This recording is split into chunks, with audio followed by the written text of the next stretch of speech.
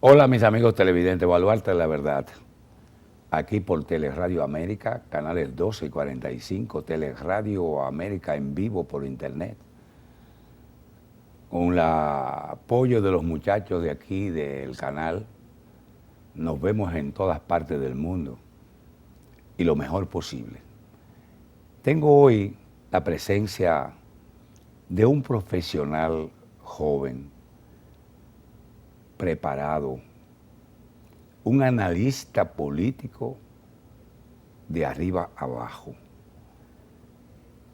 con una conducta acrisolada sin colas que le pisen, defensor de los mejores intereses del país, un hombre objetivo, me refiero a Manuel Rojas, Manny, cariñosamente Manny, que ha demostrado una capacidad de 100 comunicadores en un segundo. Me refiero a Manuel Rojas. Adelante, Manuel. Gracias, Juan José. Un saludo al público de Baluarte de la Verdad. Y gracias por lo de joven. Y aquí estamos, ¿verdad? Nosotros complacidos de estar y agradecerte la oportunidad de compartir contigo este escenario. Tú tienes problemas porque a partir de ahora que sabemos con la calidad que analizas los temas, con la profundidad, información, le van a pedir que sigas viniendo aquí en compañía nuestra. Nadie más que tú, Manuel, conoces bien cómo se sirven las informaciones o se hacen los análisis o se hacen afirmaciones o se hacen rumores a través de los medios tradicionales, de las redes sociales, a través del internet, donde muchas veces se tratan de dañar reputaciones. Yo creo que estos medios hay que utilizarlos adecuadamente y con respeto a los amigos televidentes, a la opinión pública, a la gente, a la sociedad y a la familia. Hemos visto, por ejemplo, cómo se utilizan los llamados fake news, noticias falsas. De cada 10 noticias, a veces 8 son mentiras. Hay mitómanos, hay otros que hiperbolizan, otros que dicen una verdad, otros que matan la verdad, otros que son media verdades. O repiten una mentira varias veces, como decía Gerber, la convierten en verdad. Tú piensas, hermano, ya analizando esa parte, de que eso puede funcionarle al que utiliza esos mecanismos y esas armas para tratar de combatir a los contrarios o a los enemigos políticos. Mira, Juan José, así como tu programa se llama Baluarte de la Verdad, en este tiempo de modernismo, quien no cuida la veracidad de las informaciones se convierte en un difamador, en un desinformador y por lo tanto va a perder credibilidad. En tiempos antiguos los mensajes llegaban a través de un mensajero que se enviaba y eso daba la oportunidad de que el mensaje o una paloma. De que el mensaje pudiese distorsionarse en el camino. Para la Segunda Guerra Mundial, Joseph Goebbels utilizó jefe de propaganda del Reich nazi, del Tercer Reich, de Adolf Hitler, creó la consigna de que miente, que algo queda, y crearon esa estrategia comunicacional que tuvo efecto durante un tiempo.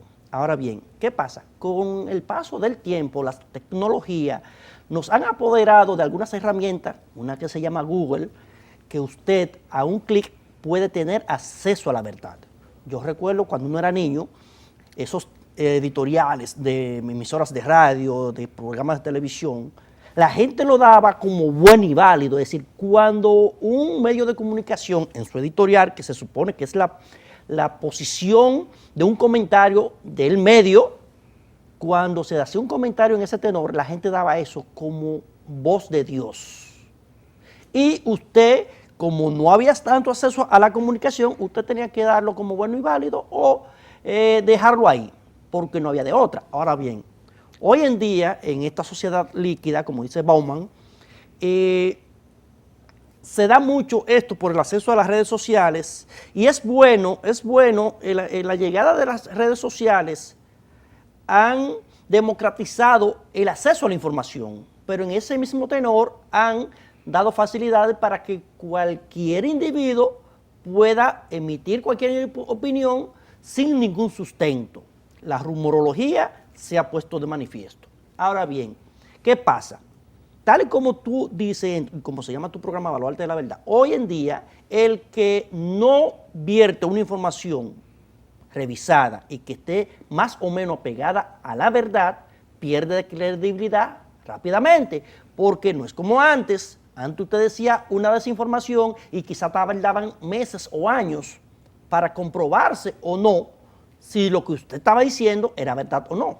Ahora, todas esas informaciones están a un solo clic. Entonces, las informaciones hoy en día, los gobiernos la utilizan para tratar de tener una opinión favorable y siempre la oposición también tiene sus medios, o tiene sus condiciones, tiene sus mecanismos para tratar de tergiversar algunas cosas.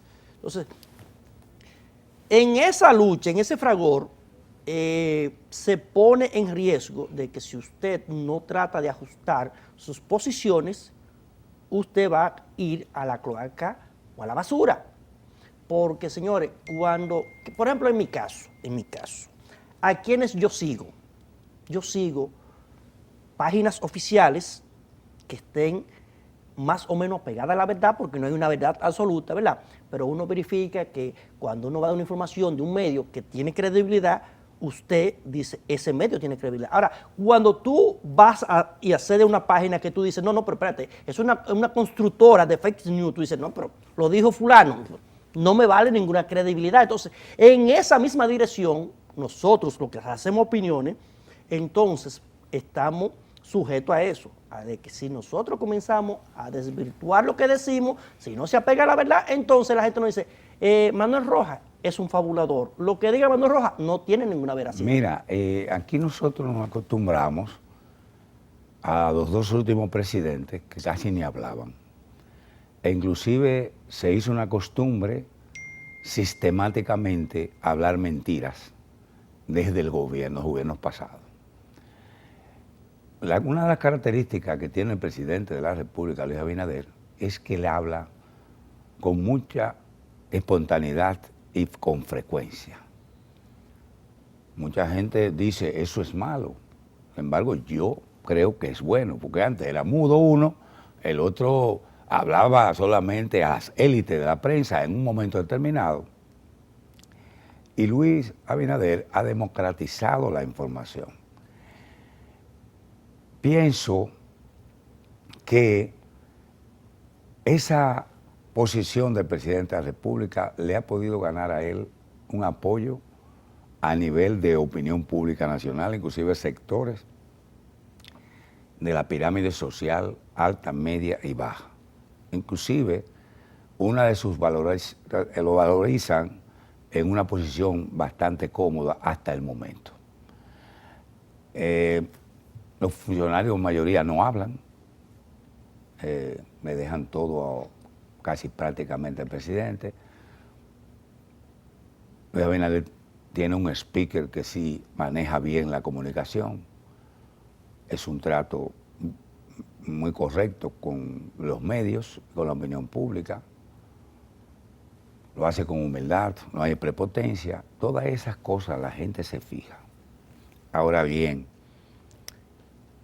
los funcionarios tienen que seguir la misma directriz de Luis Abinader en el sentido de ser, como tú dices, objetivo al plantear ejecutorias o toma de decisiones desde el gobierno. Uno de los problemas más serios que tienen, por ejemplo, los que pretenden sustituir al presidente de la República, es que su credibilidad no está muy buena. ¿Cómo que le llaman a eso? ¿Rechazo? ¿Cómo es? Tasa de rechazo. Esa tasa de rechazo, en eso que se dice que tienen una buena popularidad, pero que son como el Alka-Seltzer, que te lo echa en un vaso de agua y baja a su estado natural. porque son momentos emocionales de la persona. No se puede determinar que es un voto definitivo. Por eso, como quiera, el partido a vencer, el partido y el candidato a vencer, que para mí hasta ahora no se lo prohíbe la Constitución de la República, ni las leyes, ni los reglamentos, ni los estatutos del partido, me parece que va a ser el candidato. Entonces, eso permite que el gobierno, en términos general, esté en una posición de credibilidad, como lo hizo con la pandemia, COVID-19, fue reconocido, como dio la apertura económica, en el cual tú tienes interés de que se hable aquí también sobre la economía, y vamos a hablar ya al final, a presentar para en el próximo segmento, sobre la declaración que dio el presidente de la República, que lo tergiversaron, y además de su reunión con Joe Biden. ¿Tú piensas que el presidente de la República, al comunicarse frecuentemente, está correcto eso? Mira, yo creo que el presidente Luis Abinader se ha visto obligado a estar puesto a los medios porque en principio había como una escasez de comunicación y de hecho hay una gran cantidad de funcionarios que no saben exponer ante los medios sus logros o su trabajo y esas cosas. Entonces, no es que un funcionario tenga obligatoriamente que saber hablar. Ahora, para eso están sus directores de comunicaciones, pero el trabajo de comunicación de algunas dependencias hay que reconocer que brilló por su ausencia en principio. Entonces, eso obligó a que el presidente tuviera que ser el interlocutor. Que hay que reconocer que el presidente sabe hablar, maneja muy bien los temas y se ha vuelto muy versátil en esa parte. Entonces, el presidente ha construido un lazo comunicacional con el pueblo y la gente se identifica con eso. Bueno o malo, bueno, eso va a depender de cómo esté la situación. En el momento, a pesar de que hay una crisis mundial y que hay muchísimas cosas, las mediciones que se hacen en el país dicen que el presidente tiene una alta valoración con respecto al manejo de la cosa pública en el país, y lo dicen incluso encuestas internacionales. Entonces, mientras eso vaya fluyendo de esa manera, bueno, pues es bueno que el presidente interactúe con su pueblo, porque tal y como tú señalabas, aquí había un presidente que el timbre de voz, tú lo sabías si escuchaba un video o una grabación por ahí. Mucha gente no sabía ni siquiera el timbre de voz de algunos presidentes. Entonces, a veces la gente, en estos tiempos de una comunicación permanente, los pueblos quieren que su presidente hable. Entonces, antes, por ejemplo, y eso se ve en Estados Unidos, antes un presidente de Estados Unidos, tú lo escuchabas hablar solamente cuando daban una rueda de prensa y esas cosas. Sin embargo, hoy en día, tú ves que, por ejemplo, con la aparición de la red social Twitter, después que apareció Twitter, Obama permanentemente se mantenía en contacto con sus seguidores, dando declaraciones. Lo propio hizo Donald Trump, Joe Biden por la misma dirección. Es decir, antes se necesitaba de que fueran al salón de conferencia y de dar un discurso preelaborado, embotellado. Ya no. Entonces, las redes sociales democratizaron la información, entonces la gente hoy demanda más. Entonces, eso ya de tener un presidente que, como cuando uno era niño, diga que Balaguer, que hablaba cada 6 meses, eso ya no funciona en estas sociedades. O Leonel, que hablaba alguna vez al año. Y daba una entrevista, y para dar una entrevista tenía que irse a Estados Unidos e invitar a un periodista para que allá, entonces hacer eso no funciona en esta sociedad líquida, en esta sociedad de información constante, eso no funciona. Entonces, en la medida en que el presidente diga de una forma clara, diáfana,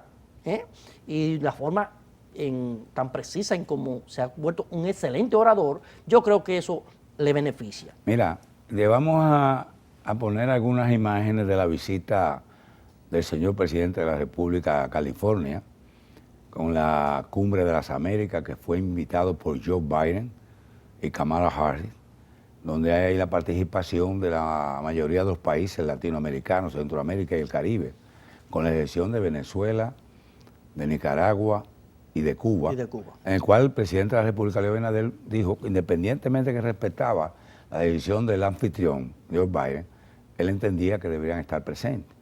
Ahí se negó México, con López Obrador, se negó Honduras y 2 países más, creo que Bolivia, de no participar, aunque enviaron representantes estos últimos. Alguien quiso tergiversar al presidente de la República en unas declaraciones que él dio, me parece, sobre Haití. Las declaraciones fue un comunicado de prensa que emite Ariel Henry, primer ministro de Haití, donde dice, como siempre se han hecho con intenciones malsanas, no ha habido en ninguno de los gobiernos, no solamente en el gobierno de Luis Abinader, sino tampoco en otros, cuando ha habido una interacción entre los gobiernos, siempre salen a decir cosas que no son. Entonces, ¿qué dice Ariel Henry en un comunicado que de hecho estuvo circulando en los medios de comunicación de República Dominicana? Algunos lo pusieron en sus primeras planas, que dice, el gobierno dominicano y Haití se ponen de acuerdo para que República Dominicana dote de documentos a los haitianos que están en el país. Eso es todo falso. Entonces, de hecho, el presidente de la República inmediatamente, como hablábamos ahora mismo, salió al frente y dio la respuesta correspondiente. Dijo, no, ese tema no fue lo que se trataron. La vamos a escuchar en su propia imagen y su propia voz en este momento. El máster nos va a poner las imágenes, dura 1 minuto 39 segundos, y donde habla inclusive también de la reunión con Joe Biden, presidente de los Estados Unidos de Norteamérica. Adelante, máster, con esas opiniones del señor presidente de la República, Luis Abinader.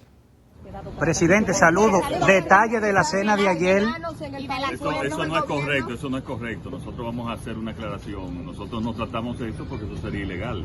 Y lo que tratamos es que tendrían que tener documentos, los haitianos, documentos de su país, y para poder aplicar para algún puesto de trabajo, pero eso no es correcto.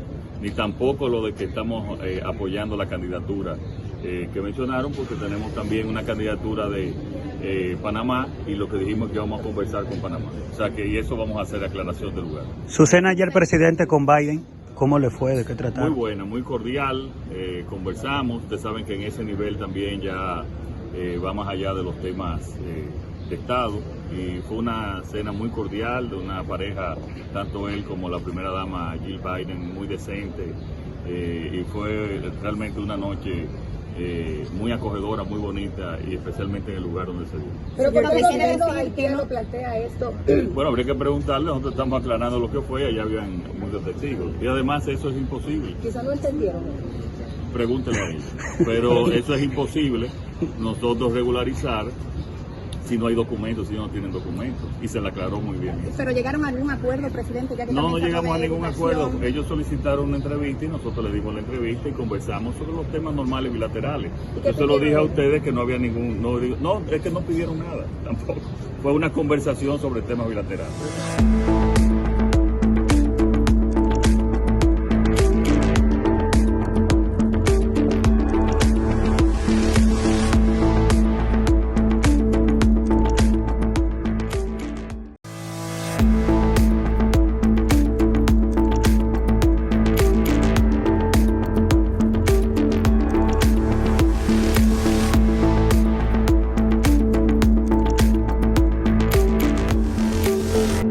Miren, volvemos acá, en compañía ya de Manuel Rojas. Parecería como si estuviésemos hace tiempo juntos en este programa. Amigos televidentes, váyanse acostumbrando a ver ese rostro, esa mente prodigiosa, ese cerebro prodigioso de Manuel Rojas. Mira, Manuel, dentro de la Cumbre de las Américas, Joe Biden, que no estaba previsto reunirse con el CARICOM, sino Kamala Harris, e invitaron a Luis Abinader, presidente de la República Dominicana, que no pertenece al CARICOM, a ese encuentro y a esa reunión. Aunque él lo dijo en 2 lugares diferentes, de que realmente Estados Unidos tenía que llegar a América, Centroamérica y el Caribe. Estados Unidos siempre se olvidó de todos estos países que son sus vecinos. Por eso inclusive se han perdido gobiernos democráticos, porque Estados Unidos le ha dado la espalda y se ha aprovechado Rusia y China. Y decía que llegó el momento y que comenzaban desde este viernes pasado en una comisión a trabajar para ayudar a todos estos países en el campo energético, del petróleo, préstamos blandos, ley de energía limpia, en el medio ambiente, préstamos blandos y en otros tipos de ayudas y de apoyo por la crisis mundial, que principalmente primero con el COVID-19, que diezmó a todas las naciones, afectó la economía, afectó la salud física, afectó la salud mental, afectó el empleo, afectó, todo lo afectó. Y después entonces que superamos eso, que pasamos con 100 la prueba de la lucha contra el COVID-19, reconocido por la OMS y varios organismos internacionales, en la recuperación del turismo, la recuperación del empleo, la recuperación de la nación de cuando estábamos en quédate en casa, toque de queda, negocios cerrados, suspensión de 850,000 empleados u obreros, pero el apoyo, el subsidio del gobierno. Todo eso fue superando rápidamente, pero ahora surgió lo de la guerra de Rusia contra Ucrania en una decisión que fue incorrecta e inhumana de Putin y de Rusia, porque las guerras no son buenas para nadie. Ha diezmado y desbaratado ese país, y hoy a Ucrania, con 603.550 kilómetros cuadrados, 45 millones de habitantes, que ya se han ido cerca de 10 millones desplazados, Rusia 140 millones con 17 millones de kilómetros cuadrados. Tenemos problemas con el maíz, el sorgo, con el trigo, con la urea, con los fertilizantes, porque son los mayores productores del mundo. Aparte de los fletes en los cuales ha abusado China de llevarlo de $2,000 hasta $20,000 un furgón. Todo eso, señores, nos ha afectado a los latinoamericanos, Centroamérica y el Caribe, Sudamérica. Sin embargo, Luis Abinader ha tratado como un buen capitán de evitar que el Titanic se hunda. Y por eso, hoy, Estados Unidos, que se había olvidado de todos nosotros, ha dicho, llegó el momento de apoyar a todos estos países democráticos. Y eso se comenzó a hacer desde el mismo momento de esa reunión tan importante de que se efectuó desde hace 24 años. La primera fue en Miami, por Bill Clinton. Me parece que esa posición de Estados Unidos, de Joe Biden y Kamala Harris, se han recordado de que sus vecinos no le daba el olor de la comida ni el sonido de los carneros. Y ahora parece que pusieron este oído y se han dado cuenta de que existen y que hay que pasarle un plato de comida. Mira, a grandes crisis, grandes soluciones. Estados Unidos ha vivido de espaldas a los países de Latinoamérica porque prefirieron sus partners europeos y, cómo no, en los últimos años, pues fortalecieron a una China. Los Estados Unidos se encargaron de regalarle tecnología a China. Y usted dirá, ¿por qué regalarle? Bueno, porque miran, a principios de los años 80 y 90, muchas empresas norteamericanas comenzaron a llevar sus instalaciones a China por un asunto de mano de obra. Eso se intensificó cuando alguna zona franca en esta zona, en esta área del Caribe, Centroamérica y Latinoamérica, pues encarecieron su mano de obra y decidieron pues entonces todas las grandes corporaciones, instalarla en China por un asunto monetario. ¿Qué pasa? Que en ese proceso, como todas las empresas en todos los países establecen las leyes laborales que tiene que haber una participación significativa con relación en todos los puestos, desde los puestos mínimos hasta los puestos de mando, entonces en China se desarrolló algo que ellos le llaman los WANSI. Los WANSI es un mecanismo de espionaje de tecnología y entonces Estados Unidos lo que había invertido en desarrollo de investigación para crear procesos, para crear tecnología, para crear productos, se las regaló de gratis a China. Y es por eso que ustedes ven que en China, ¿verdad?, sin haber invertido en desarrollo ni investigación, tiene todo el equivalente a todos los productos tecnológicos de Estados Unidos. Ahora, ¿qué pasa? Con el paso del tiempo, y esto lo demostró ahora con la pandemia, China cerró sus puertas, China se convirtió en la zona franca del mundo y al cerrar su puerta, el mundo se ha dado cuenta ahora que no puede tener toda la concentración de la manufactura en un solo lugar. Los huevos en una sola canasta. Eso ha obligado ahora que las grandes corporaciones mundiales y los grandes países tengan que ver que tienen que diversificar la mano de obra en varios lugares, porque miren, esta situación de China, por estar ahí, subió cuando hubo un cierre y los despachos se atascaron. ¿Qué pasó? Hubo un problema de suministro en la cadena de suministro a nivel mundial. Eso encareció los fletes, eso encareció todos los productos. Ahora bien, si esas producciones hubieran estado diseminadas en todas partes del mundo, hubiese esa carestía como hay y ese encarecimiento de los fletes. No. Puede que hubiese afectado en algo, pero no total como se hizo. Entonces, lo propio está sucediendo con el asunto de Rusia. Muchísimas negociaciones, a pesar de que había unos tratamientos hostiles en algunas cosas con Rusia, pero por asunto de petróleo, por asunto de gas natural y esas cosas, hicieron algunos joint ventures. Lo propio pasó con Europa y Rusia. Ahora, ¿qué pasa?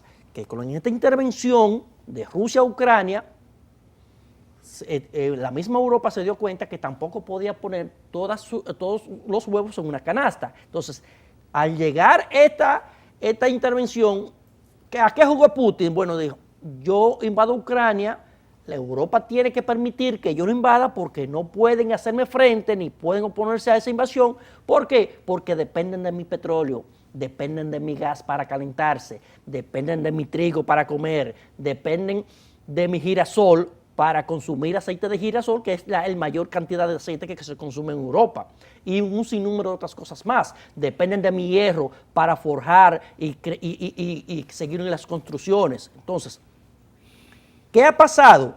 Miren, por un lado es malo porque las grandes crisis afectan el mundo. Y ahora mismo tenemos un problema de dos grandes crisis. La crisis de la pandemia que postró y cerró la humanidad. Es decir, estamos viviendo todavía, porque esto no se ha ido, a pesar de que nosotros estamos en cierto grado de libertad en República Dominicana por el excelente manejo que se ha realizado en República Dominicana con el manejo del COVID, del Gabinete de Política Social, del Gabinete de Salud, que, bueno, fue reconocido en la Organización Mundial de la Salud como uno de los países que mejor ha manejado la crisis. Es decir, esta libertad que nosotros tenemos ahora y que exhibimos de poder manejarnos por todos los lugares, abiertos todos los comercios sin la necesidad de la mascarilla, eso no se da en todas partes del mundo. La mayoría de los países usted tiene que llegar con una prueba de COVID, tiene que mantenerse con sus mascarillas, los lugares todavía están a una mitad o una parte de la capacidad instalada. Quiere decir que, entonces, pero tenemos una de las mayores crisis que ha conocido, en términos de salud, que ha conocido la humanidad. Y a esto se suma una crisis de suministro dada por dos situaciones. Primero, la parte de la pandemia que ha cerrado una parte de China en Shanghái y Beijing. Se ha producido un atasco de la zona franca del mundo.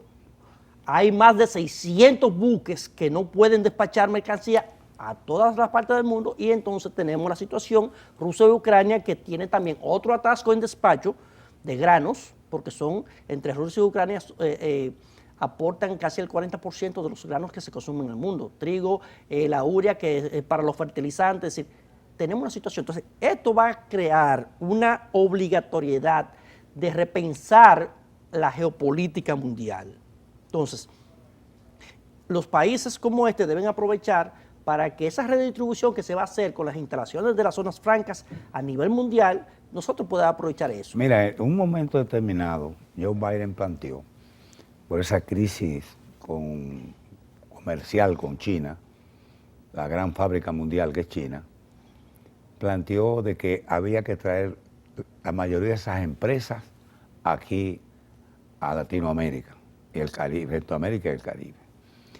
Y lo estamos viendo en la República Dominicana, que están llegando decenas de empresas a instalarse. De hecho, el presidente ayer en esta semana estuvo visitando las instalaciones de SpaceX, que es una de las empresas de Elon Musk, el hombre más rico del mundo, que mostraron interés por instalarse aquí en la República Dominicana. Hacen falta muchas naves, hacen falta lugares para eso, y la verdad es que ha anunciado que la inversión este año será de aproximadamente 3.500 millones de dólares. Eso es mucho dinero. Y el año pasado fue de 3.000 millones de dólares. Nosotros estamos en estos momentos dentro de América, Centroamérica y Caribe es el mejor país en estos momentos, a nivel económico, a nivel de desarrollo, a nivel de democracia, a nivel de libertad, la República Dominicana, con una imagen muy buena del presidente a nivel mundial, porque se ha mantenido con una transparencia como presidente de la República Dominicana. En ese sentido, van a venir, bueno, se han creado más de 200.000 empleos ya en Zona Franca, en la República Dominicana, que son muy buenos. Entonces, eso es fruto de la confianza y también de la seguridad jurídica que le da la República Dominicana. Aquí llegó un momento en el gobierno pasado que tú venías a instalarse con una compañía de tecnología, hablando con el presidente, y venía uno de los que estaba en eso, te decía, si no da 10 millones de dólares, tú no te vas a Aquí instalar. hay funcionarios que tumbaron negocios que podían representar miles de millones de dólares para el país. Mira, porque pedían sobornos. a mí me Y eso habló, está consignado en el Departamento a mí de me Estado. habló un alto dirigente del PLD que en ese momento me dijo que le tumbaron negocios para 350.000 empleos en el país.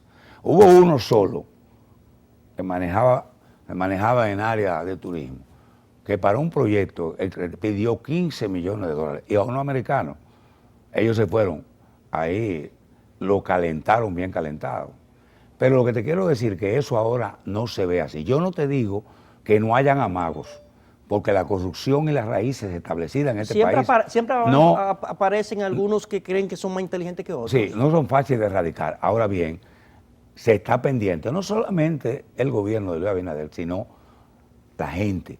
Aquí hay millones de ojos y de cámaras de móviles que se mueven por todas partes. Pero hablando de eso, inclusive, yo escuché en estos días, me voy a recordar el nombre de uno de los que más habla de tecnología en este país, que dijo que Estados Unidos no tenía 5G, que el único que tenía 5G es China. Mira, Estados Unidos tiene desde 1960 los 5G, que lo utilizaban para asuntos de investigaciones militares, para inteligencia militar. Lo que pasa es que el 5G en China es estatal y el 5G en Estados Unidos es privado. Entonces tú no puedes decir que Estados Unidos no tiene 5G. Pero señores, este es el país más avanzado del mundo, es el ancla de la democracia mundial. Pero al mismo tiempo, la mayoría de los científicos están establecidos en Estados Unidos. Tú dijiste ahorita que Estados Unidos regaló la tecnología a China.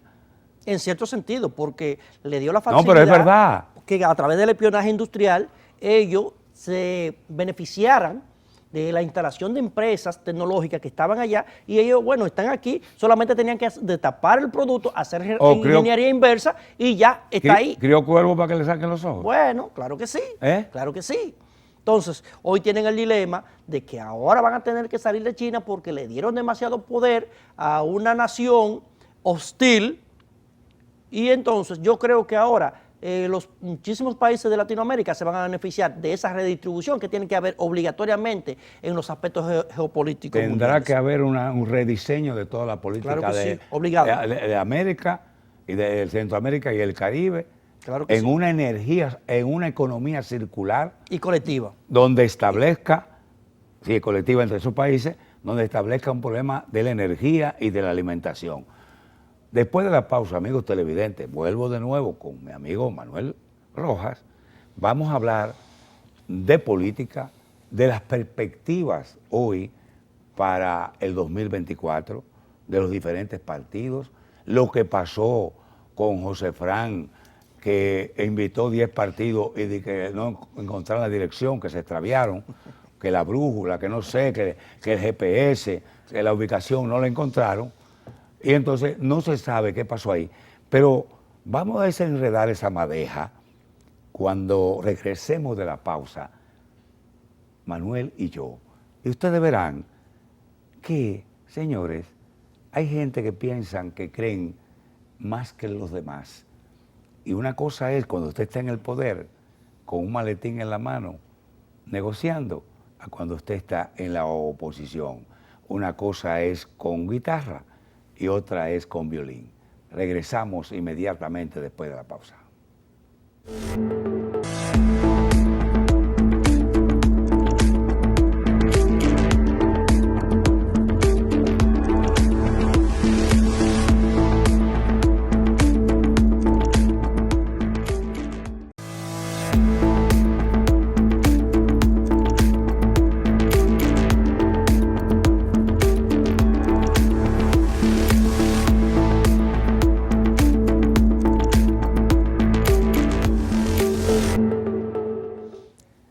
Mira, Manuel, amigo televidente, esto que va como el agua entre los dedos, el tiempo. Yo recuerdo que cuando salía a bailar con una pareja, si la pareja no bailaba bien, ya al minuto yo quería sentarme, o ella quería sentarse y yo no bailaba bien. Cuando tú estás en un programa de televisión o de radio, si las personas que están interviniendo en el mismo no tienen suficiente argumentos, es como si fuera caminando por un camino pedregoso y lleno de espinas. Pero camino pedregoso y lleno de espinas, amigo Manuel, lo tienen algunos sabelotodo de la oposición. Parece ser que el día que mi compadre José Francisco Peña Guava, presidente del bloque institucional, invitó a 10 partidos de que se cayeron las plataformas de las compañías telefónicas y no hubo internet ni hubo forma de ubicarlos por GPS. Y que en vez de coger una ruta preestablecida, se equivocaron y se metieron en el Palacio Presidencial a beberse un café con algunos funcionarios del gobierno. Eso se dice, eso se comenta. Pero qué raro que los 9 partidos de los 10 cayeron ahí y no cayeron allí. ¿Será que era muy temprano para ablandar habichuelas? De que realmente no es fácil desafiar el poder. Yo creo que hay una combinación de muchas cosas ahí. Lo primero es que, por ejemplo, esto es sin ánimo de que se vea como que uno quiere minimizar las cosas, pero la oposición no existe en República Dominicana. Sí existen para querer incidentar en redes sociales, pero per se, como fuerzas políticas, no existen. Entonces, por ejemplo, tenemos la Fuerza del Pueblo que tiene 2 años.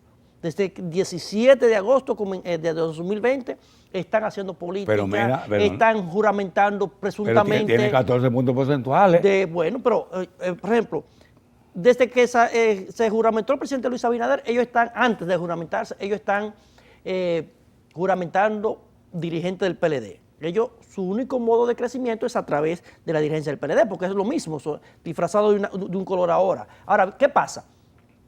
Que Leonel Fernández y la Fuerza del Pueblo en las elecciones pasadas obtuvieron menos de un 10%.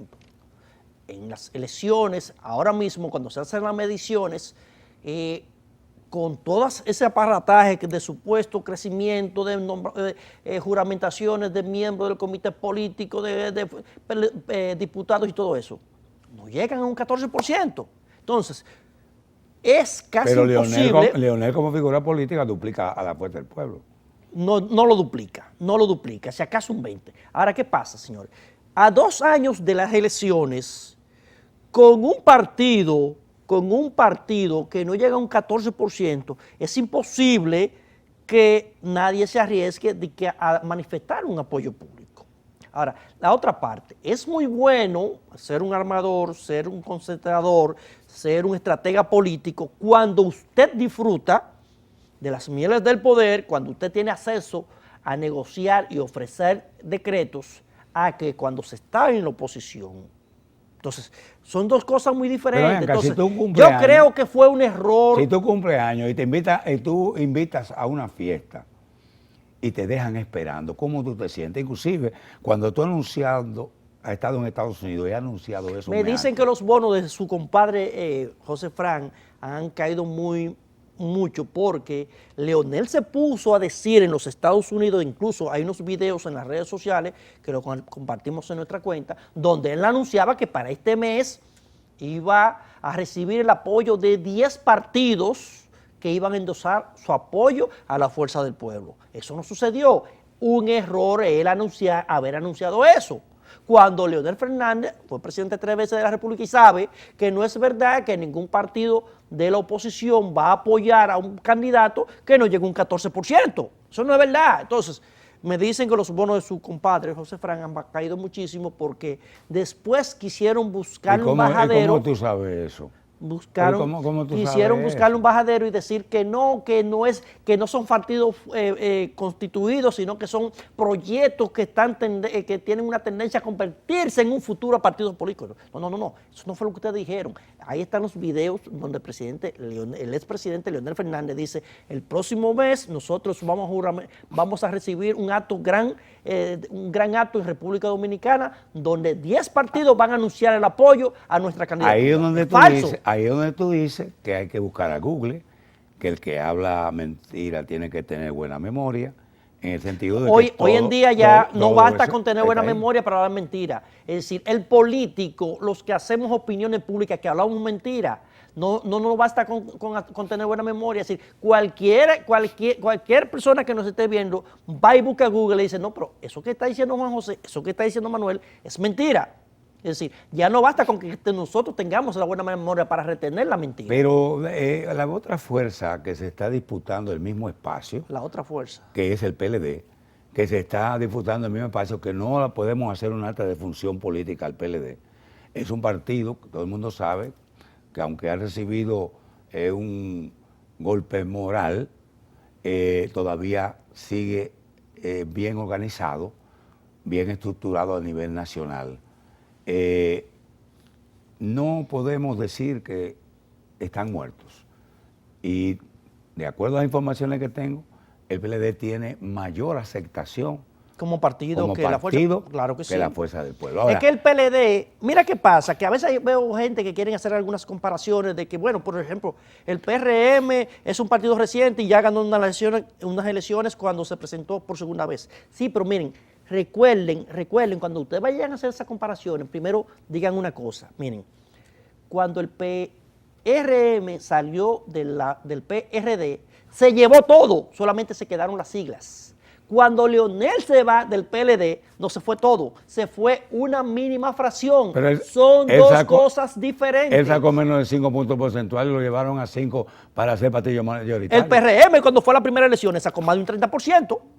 En una primera elección. 37. Entonces, usted puede comparar un 37% con un menos de un 10%. No, eso es un absurdo. Entonces, las comparaciones usted tiene que hacerlas en el mismo contexto. ¿Y la tasa de rechazo no vale nada para ti de cualquiera de los políticos del patio? Leonel Fernández tiene una tasa de rechazo más de un 66%. No hay forma posible en ninguna parte del mundo el PLD, que una persona que sobrepase con una tasa de rechazo de un 50% pueda ganar unas elecciones. Y el PLD, por ejemplo, como partido y los aspirantes, ahí está Margarita Cedeño, ahí está Abel Martínez, que parece que está bien colocado, está Domínguez Brito, que no creo que tenga mucho chance, parece que la candidatura estará entre Margarita y Abel. ¿Cómo estaría de ese partido morado, que se ha quedado de morado, la tasa de rechazo o de aceptación? Mira, lo más objetivo posible, como siempre. Abel Martínez tiene cierto liderazgo a lo interno del PLD. Ahora, Margarita es la candidata de Danilo Medina. Y Danilo Medina va a hacer todo lo posible por imponer a Margarita, como lo hizo con Gonzalo Castillo, como candidata. ¿Por qué? Porque si Abel Martínez tiene una estructura de él como político.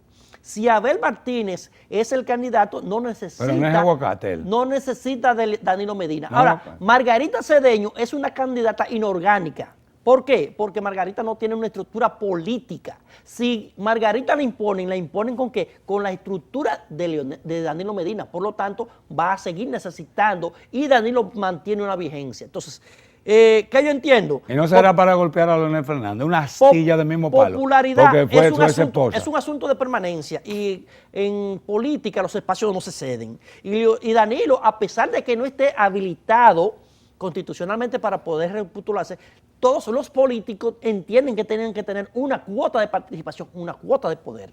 Y si es Abel el candidato del PLD, Danilo pierde la hegemonía del partido, se le va de la mano y ya no es un ente de interés. Vemos, por ejemplo, que el PRM se mantiene todavía bastante fuerte como partido. Se habla de entre un 40 y un 42 puntos porcentuales. Y la candidatura de Luis Abinader posible para el 24, Luis, en cuanto señor presidente de la República, se ve en una aceptación, tú debes tener los números en este momento. El presidente le lleva al partido alrededor de 18 puntos. Entonces está en un 60.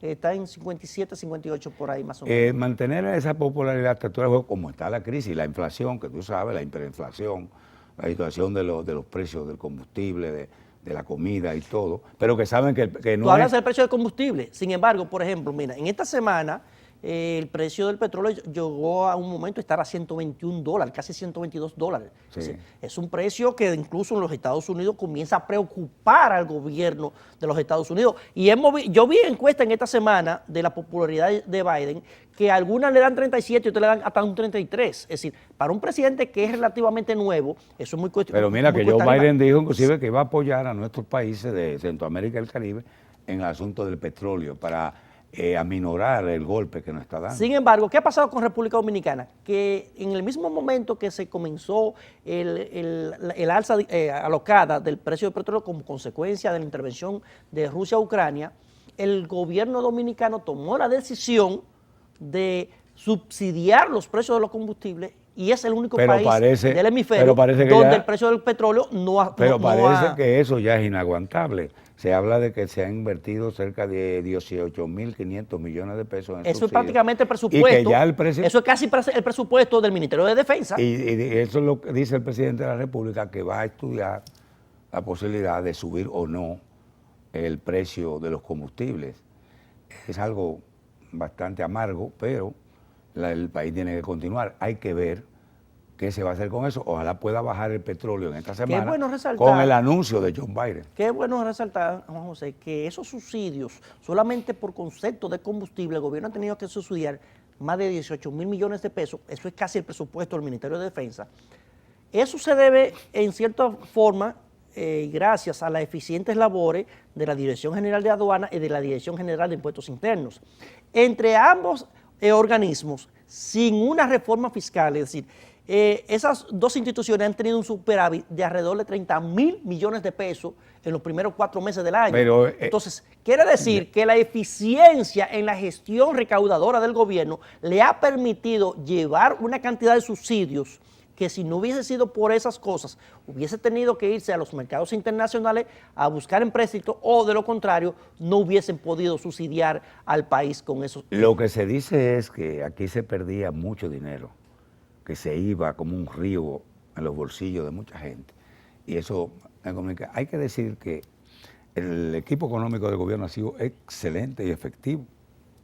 Que si me acompañas la próxima semana, vamos a tratar el tema de Banco Central, Superintendencia de Bancos, la DGI, aduanas, y cómo ha manejado el equipo económico la parte que le pertenece a ellos y cómo deberían hacer lo propio los demás funcionarios, trabajar con menos miedo, con más firmeza y además demostrar que realmente el gobierno está tomando las decisiones adecuadas y que se vean los resultados.